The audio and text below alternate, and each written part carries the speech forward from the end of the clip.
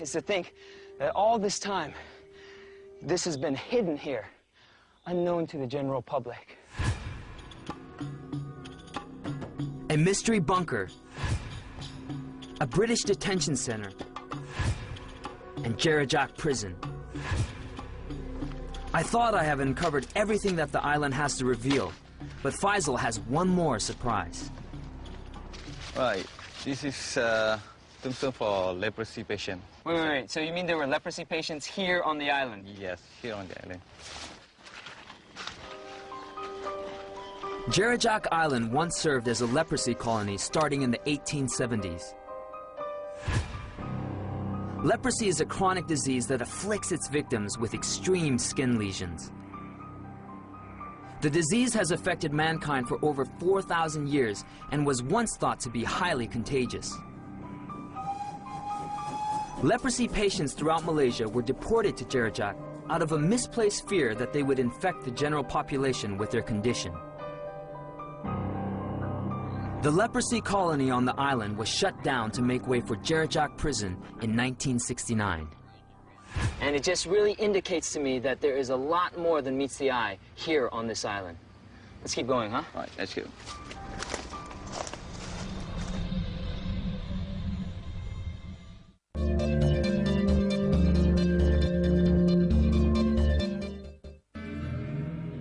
Jerajak Island.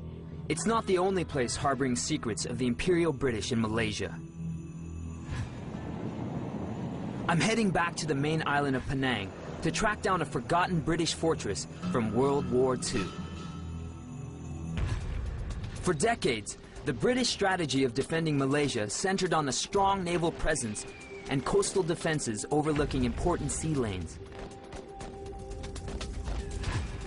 But on the 8th of December 1941, the Japanese Imperial Army invades over land instead, rendering many of the coastal defenses useless. Neighboring Singapore, then the crown jewel of the British Empire in Southeast Asia, falls to the Japanese in 1942. The entire event remains one of the greatest military blunders in British history. Here in southeastern Penang, on a hill called Batu sits a massive reminder of that unforgettable mistake.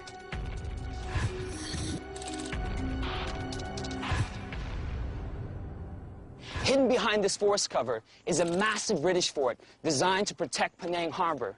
But ironically, its large cannons were never even used against a single enemy ship. I'm going in to find out more about this forgotten fortress.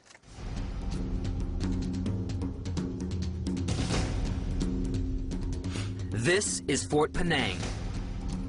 Completed in 1935, it took 9 years to construct and is the largest British fortress of its kind outside Europe. From 1941, the victorious Japanese converted it into a torture camp and terrorized prisoners of war and locals alike. The fort was abandoned at the end of the war in 1945, but is being looked after today by Johari Shafi, who restored the ruins into a museum in 2002.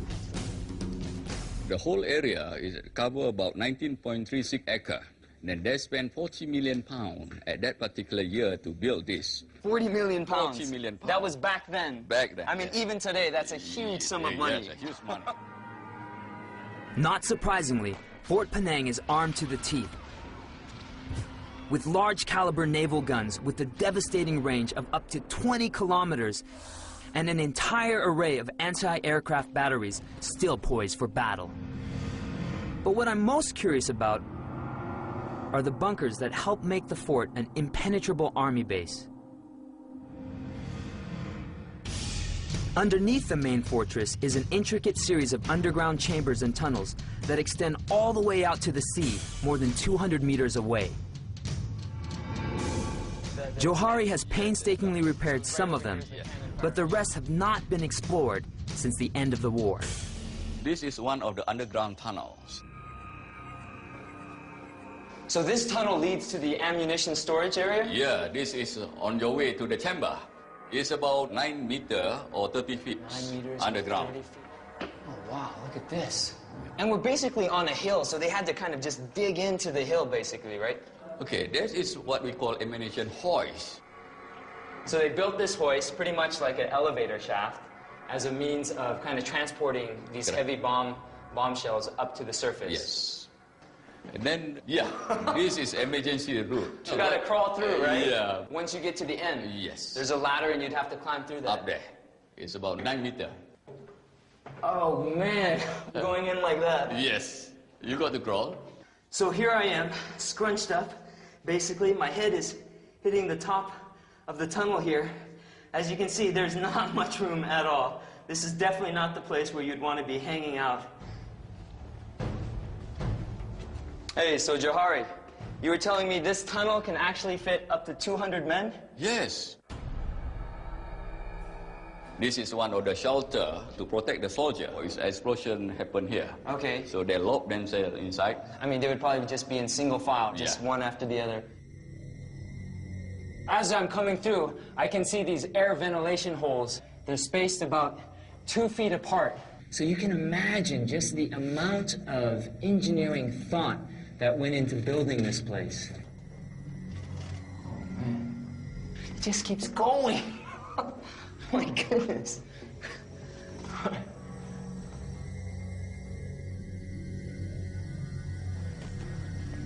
All right, I think I'm at the end here.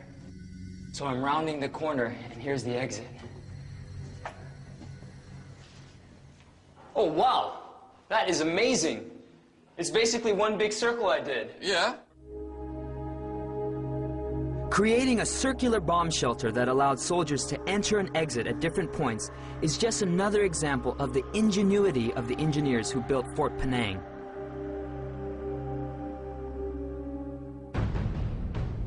Most of the fort I've seen so far are open to the museum's guests.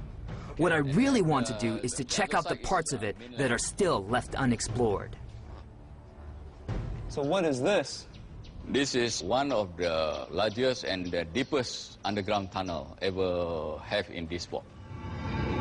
This link to the submarine landing bay below there. You got to crawl 200 meters from this complex to the sea.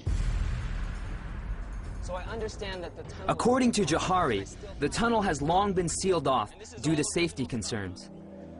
I'm even told not to explore it, as it's usually infested with venomous snakes. But my curiosity is getting the better of me.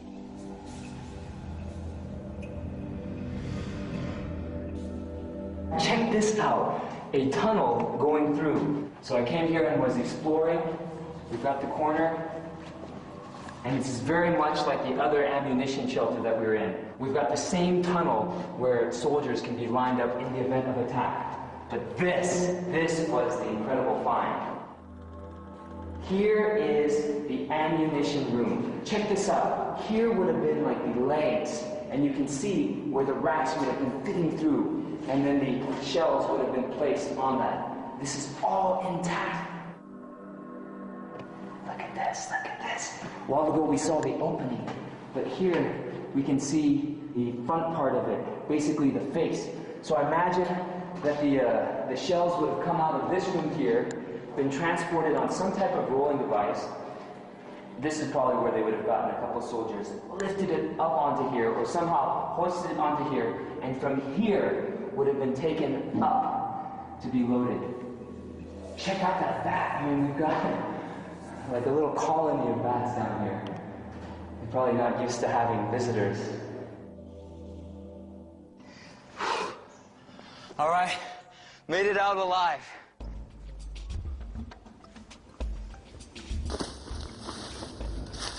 Up there, Johari was telling me that 50% of this place is still unexplored.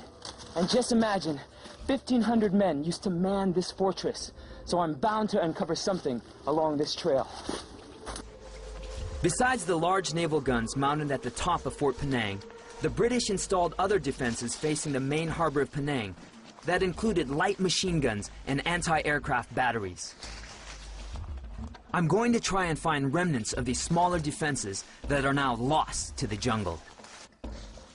I found something else.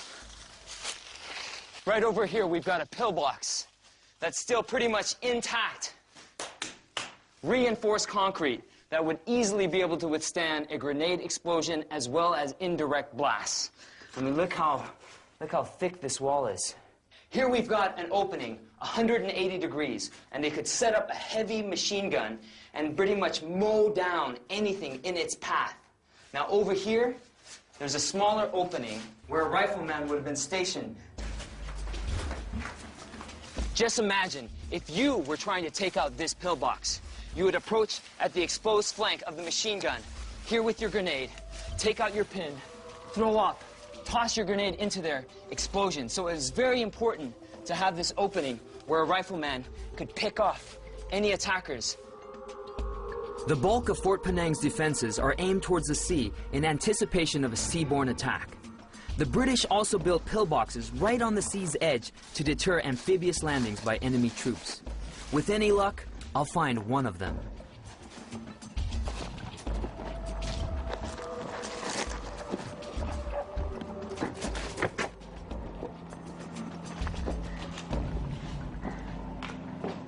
This is quite a large opening, giving us a 180-degree view of the sea. I would suspect that this is the first line of defense in the defense perimeter, starting here and then backtracking up the hill that I just came down from. Back then, when the British forces would have been using this particular spot, there would have been a little community of fishermen. But here today, we've got little houses just kind of set up along the water here. Jerajak Island once served as a leprosy colony starting in the 1870s. Leprosy is a chronic disease that afflicts its victims with extreme skin lesions. The disease has affected mankind for over 4,000 down to make way for Jerajak Prison in 1969.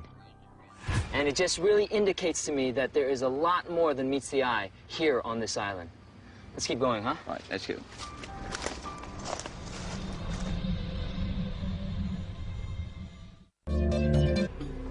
I thought I have uncovered everything that the island has to reveal, but Faisal has one more surprise. Right, this is tombstone for leprosy patient. Wait. So you mean there were leprosy patients here on the island? Yes, here on the island. It's to think that all this time, this has been hidden here, unknown to the general public. A mystery bunker, a British detention center, and Jerajak Prison. In years, and was once thought to be highly contagious. Leprosy patients throughout Malaysia were deported to Jerajak out of a misplaced fear that they would infect the general population with their condition. The leprosy colony on the island was shut